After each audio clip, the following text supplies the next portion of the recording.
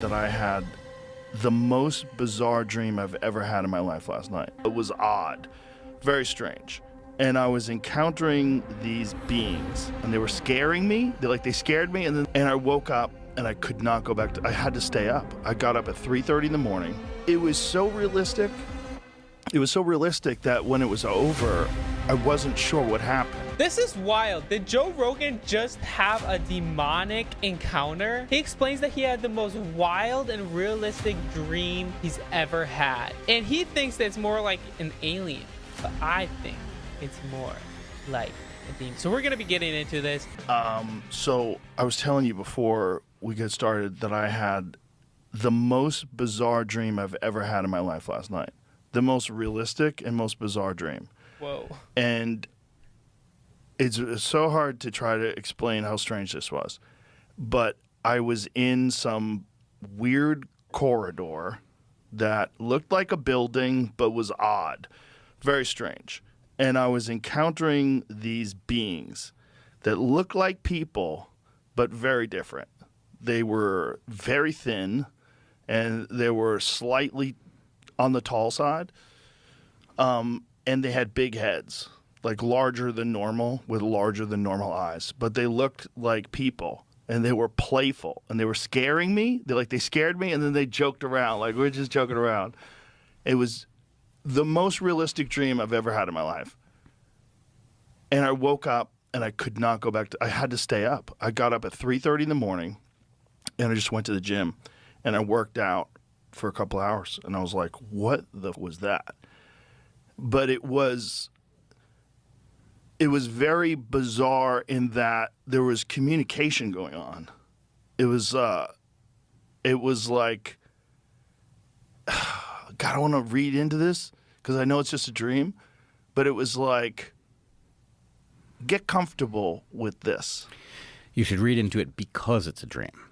So it doesn't make it right, but your subconscious is trying to tell you about something, and the fact that it felt very, very important means your subconscious thinks it's very, very important. I woke up, I was tired, man. When I went to bed, I was tired. I was falling asleep watching TV. I went to bed at like 10:30, 11 o'clock at night, like beat down. I was like, oh my God, I'm going to get some sleep. Because I had a long week, a lot of activities, workouts, this, that, the other. Tired. 3:30 in the morning, after whatever this was, woke me up so much that I just laid in bed for like another hour. And I was like, there is no way I'm going to sleep. Wow. I'm up forever. And then I just went and worked out. I worked out, and I was hoping I would be exhausted after I worked out and I'd be able to relax. But it was like a couple hours after that I laid down and I took a nap for an hour before I came here. Question for you. Yeah. Did you see a video, I think it was yesterday, maybe it was the day before, of some Chinese robots that seem to be across on our side of the uncanny valley, that they walk with a gait that feels very human? Did you see that? No, I haven't seen. This is why I think it's something demonic, guys. And it probably wasn't a dream. It was something spiritual, I think. It's a possibility. And I have a video that I want to show you guys of these Native Americans not knowing what an alien was, but they showed them a picture and they're like, yeah, we see them all the time. It's crazy. In Brazil, they were asked, what is it? Have they seen any aliens? They're like, no, it's crazy. So keep on watching. I'm going to show you that. I don't know. I've seen it a few times in the last couple of days. It sort of sounded to me like your dream might have been responsive, you know? These things felt very organic. Whatever this was, it felt like living organic beings that were like us. There was also a water element. It was hard to understand what the water element of it was, but there was some sort of an indication that there was water and that there was a protection from you going out into the water. But if you did go into the water, there's a bunch of predators in the water. But they weren't like, it wasn't like sharks. It was reptile, like crocodile type things that were in the water, and that they had been like feeding them and keeping them calm and like keeping them away. But whatever these beings were in my dream, they were like what humans could eventually be. That's what it felt like. If it didn't feel like a person, but like, you know, like I don't feel like a monkey. You know what I mean? Yeah. But it was like that. It was very, very realistic. Like there was communication going on, and I was really freaked out. And they were with me to lighten me up because I was freaked out. They're like, What? and then they were like this, like calm down, like relax. It was so realistic. It was so realistic that when it was over, I wasn't sure what happened. Like it wasn't like, whoa, what a dream. It was like, that was different. That was a different one. Well, I want to explore a couple things here. I think dreams. Guys, there's dreams within the Bible. Nebuchadnezzar had a crazy, crazy dream, and then God interpreted. God uses dreams all the time to warn people, to tell people the things to come. So wouldn't it surprise me if this is a dream that has meaning, that is realistic? That makes you wonder. I'm going to read that Bible verse at the end. Very interesting. What do you and think dreams important. are? Let's start with that. Sure. What do you think's going on? Think about the way your mind works at the level that you understand yourself, right? Your conscious mind is capable of taking an input from your eyes, computing what the dimensions of the room basically are, where the objects are, whether there's a threat somewhere. You know, if you've got something that's of a particular focus, you point the fovea of your eye at it and you get a whole lot higher resolution image. That architecture, you know how crypto made graphics card manufacturers the most important industry all of a sudden? Oh, I wasn't aware of that. Oh, well, so the reason NVIDIA is the company that it is, I mean, never mind that there's, you know, likely overvaluation, but the reason that it's ahead of Apple in terms of, you know, its market cap and all is that the dedicated compute power necessary to make compelling visual renderings, to make video on the fly for video games, which was their stock and trade, that kind of compute turns out to be very closely related to what you want if you want to solve these very difficult math problems involved in crypto. So it was I think it was a surprise to everybody that being a specialist on this one niche, you know, video games, put you in a position where suddenly this became important for other things. But basic point is, if you think about your mind as having something like a graphics card in it, right? What is that graphics card doing? Well, it's sort of like a graphics card in reverse. It's processing the incoming information so that you can act in real time. You know, when you're fighting, you can understand what your opponent is doing, anticipate their actions, and all of that. That is an amazing piece of hardware, right? It would be stupid not to use it when your eyes are offline, right? When your eyes are closed because your eyes are built for the day and during the night you're going to close them rather than go out and get yourself in trouble in the dark. You've got this amazing processor, and it is capable of running through practice of various kinds. And my hypothesis for what's going on here is that basically you, as a creature with a very complex set of hazards and opportunities in your life, use nighttime when you're not doing productive work to get ahead on challenges that you may face in one way or another. Sometimes those challenges are warnings about, you know, defects, you know, in yourself that might put you in a bad situation. Like if you're, you know, a procrastinator and you're in school, you may, you know, have nightmares about showing up to the exam without having attended class or something that kind of gets you focused. Or they can be other kinds of practice. They can be philosophical practice. You know, they can be, you know, situations in which you might be morally compromised, where you need to go through the experience of being faced with a choice where you really should choose A, but B is very appealing or something. So I would say scenario building, that your mind is running you through little movies that it makes. They're not completely rendered because it would be too expensive and pointless to do so.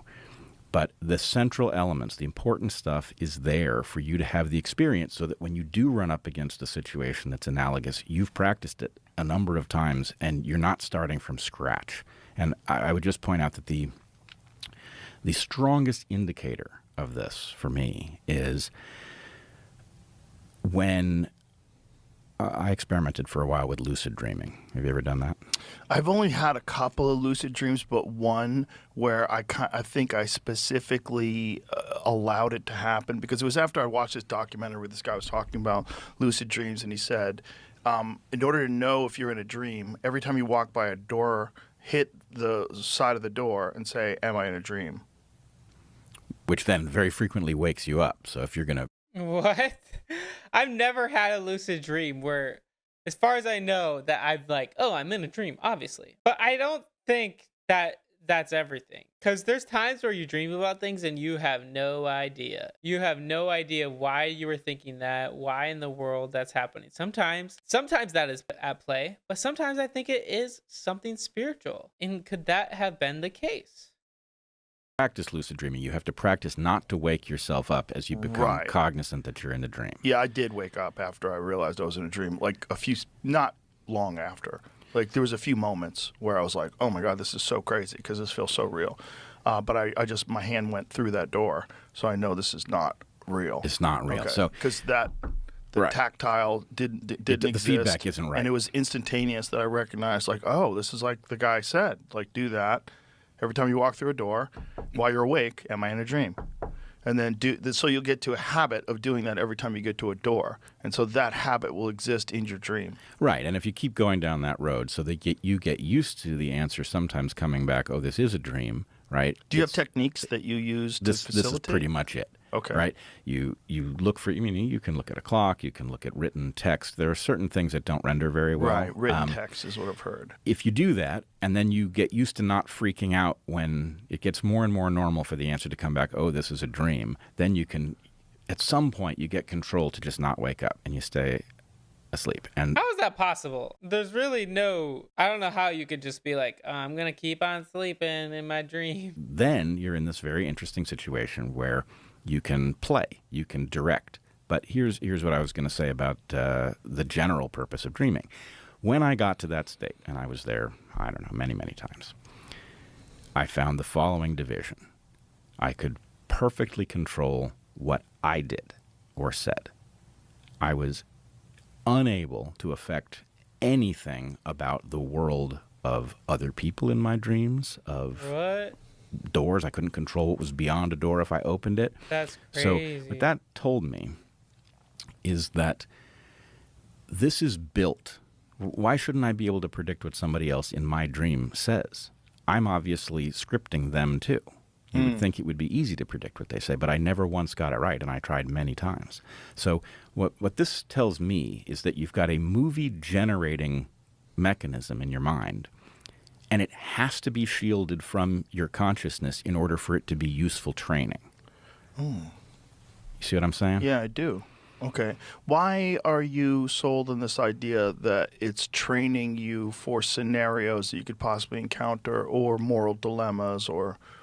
It's not, some of it is scenarios. Sometimes that's what it is. Sometimes it's moral dilemmas. But it's things that your mind finds likely to be relevant and significant. That I'm going to encounter aliens? Well, so first of all, I don't know if your aliens strike me as it could be three things, right? Just based on what I know of what you think about. Could be aliens, could be AI, or it could be the DMT spirits. Or spiritual beings or demonic beings. Come on, get it together. Like, that could be totally the case. Because this is crazy. I think it's possible. Could this be a reason in a moment that Joe Rogan flips the switch and it's like, all right, I know something's going on. Just like Tucker Carlson had these experiences. And it was too physical. People sometimes talk about. It didn't seem like the latter, but like I said, it seemed like almost like a person, but not a person. Definitely not a person. Like they all had Michael. What if it was an angel? Bodies. You know what I mean? Like they were devoid of testosterone. Interesting. And the heads were larger, but not crazy. Not like a gray alien. It was like slightly larger than ours, but smaller chins and larger eyes. It was weird. It was weird because it was not crazy. It wasn't completely alien. It was way closer to us. But, as I'm working out, I'm trying to figure out what like, what would that be? Like, if I had to imagine or a guess, and I'd be like, I guess it would be like the next version of us. Well, but I'm still going to push a little bit. And so first of all, I've become convinced that the problem with the way we think about AI is that we're not understanding it as a biological phenomenon. And that's What if it's the Nephilim, these types of creatures, these hybrids? He's like saying it's the next level of humanity. It could be that or spiritual beings. I do think it's spiritual beings, of course, because at the end of the day, a lot of times when people see humans, see angels, they don't recognize them. The Bible says that you could be entertaining angels without even knowing. That could be a possibility. big. A biological phenomenon, meaning it doesn't have cells, but it behaves like a biological entity. What I really mean is that because AI, and I believe we're just sort of on the foothill of a very tall peak that we don't know anything about. Right. But AI, by its nature, I would argue, is the first technology that crosses over from the highly complicated to the truly complex. And complexity and biology have a very close relationship. So my feeling is that we are going to injure ourselves if what we say is, oh, this is the most advanced technology we've ever built. And the answer is no, this is kind of like the first biology we ever built. This is an organic phenomenon that's going to do emergent things we are in no position to predict. The people who programmed it aren't going to know when these things happen or what they mean. And that it means that I think the only rational approach to it is to think of it like another species, and one that is not. It's not like you're meeting a mountain lion. This is another species that isn't even on our branch of the tree. And the confusing thing is, because it speaks our language, it is actually going to start changing us too. Our cognitive biology is going to start changing in reference to this thing that is interfacing with us. It's basically directly tapping into the human API, and that's a very that's a dangerous thing. And Well, not just that, but it's not starting from scratch. It has a vast understanding of how we've behaved in the past when confronted with various scenarios, various fears and anxiety, the balance of control and safety, or new regulations being put through, how hard people will push back or not push back at all, given the anxiety involved in whatever current dilemma it is, whether it's a military deal or a pandemic deal. There's a bunch of factors that it knows about how we've behaved in the past and how easy we are to manipulate.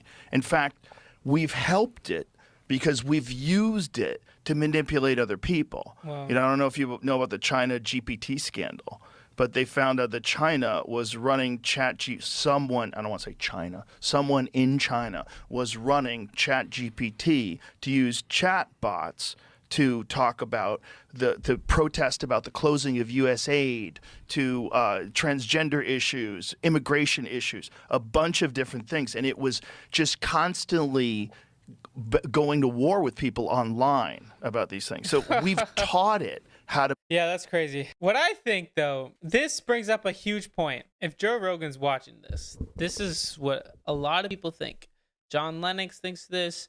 So many people think this. I'm going to pull up some verses because the Bible says that in the last days, it will be as if we will be in the days of Noah. Well, what does that mean? Well, let's look at the days of Noah. Genesis 6, verse 4 says, in those days and for some time after, giants lived on the earth. For whoever the sons of God had intercourse with women, they gave birth to children who became the heroes and famous warriors of ancient times. The Lord observed the extent of human wickedness on the earth, and he saw that everything they thought or imagined was constantly and totally evil.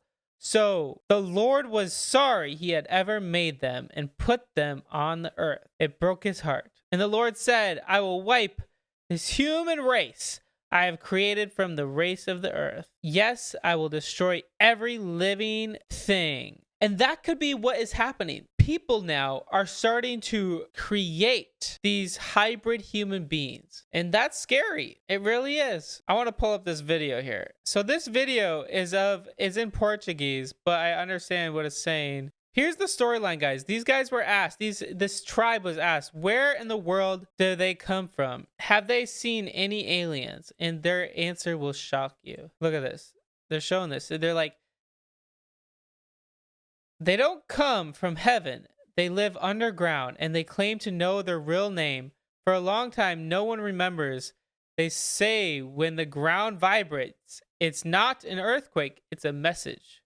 Forbidden myth or buried truth. See, look, they get showed here the image.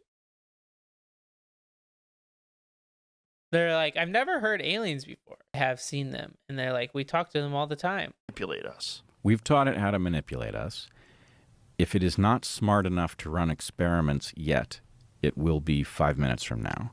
So it can, in fact, investigate things about our cognition that we don't even know about yet. Yeah. Right? It can extrapolate from what we do know, and it can run experiments to figure out what we don't know.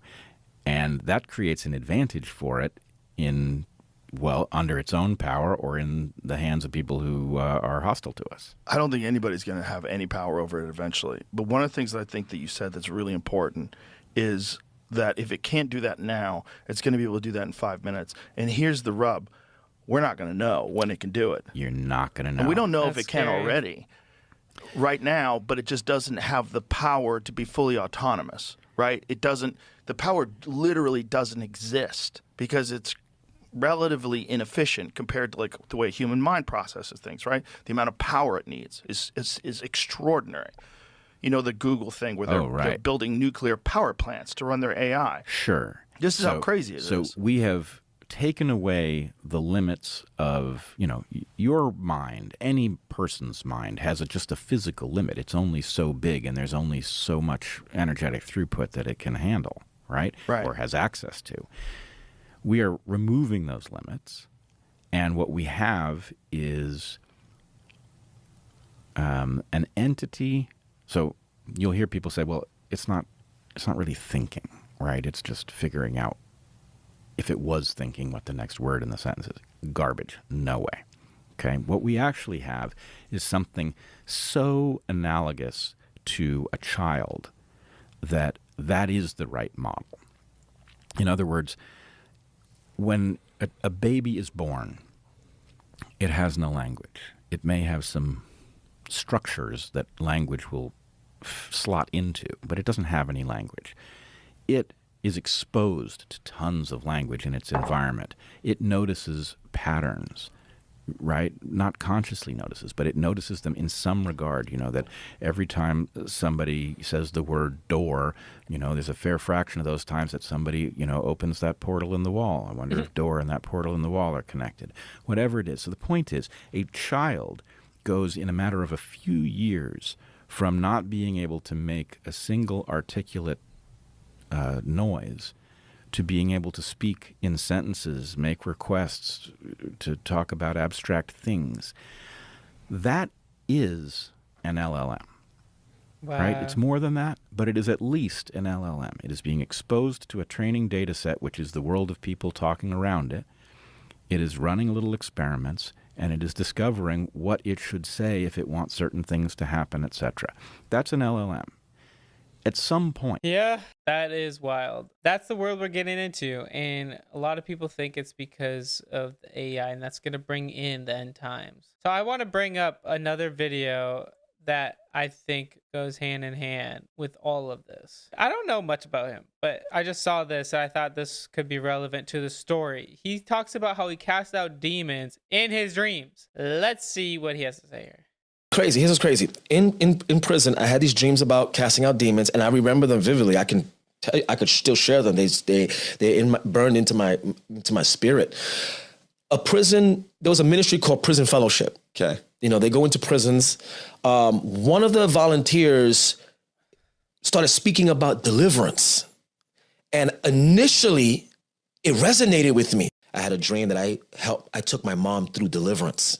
casting out her spirit. She was carrying these heavy bags, and I said, I cast that off of you in the name of Jesus Christ. Boom. My mom serves in my church as one of the evangelists in my house. Wow. Not exaggerating. My mom is my biggest fan in the church, you know. Gosh, that is a dream. Yeah, and then I had a dream that I had laid hands on my dad on a rocking chair, and I started casting out, breaking generational curses. And my dad is one of the prophets in our house in New York City campus. Okay. So those two dreams came to pass. The third dream that I had on me casting out demons is actually what I'm doing now. You know what I'm saying? That I was just casting out demons and people who were ignorant and didn't know. I don't know. The idea of demon casting it's a whole nother story, but I find it interesting. Let me know what you guys think in the comments below. Did Joe Rogan have a demon experience, or is this something else that is going on? Anyway, guys, thank you so much for watching. I encourage you to hit the like button and subscribe if you haven't. Now, always remember, guys, Jesus loves you.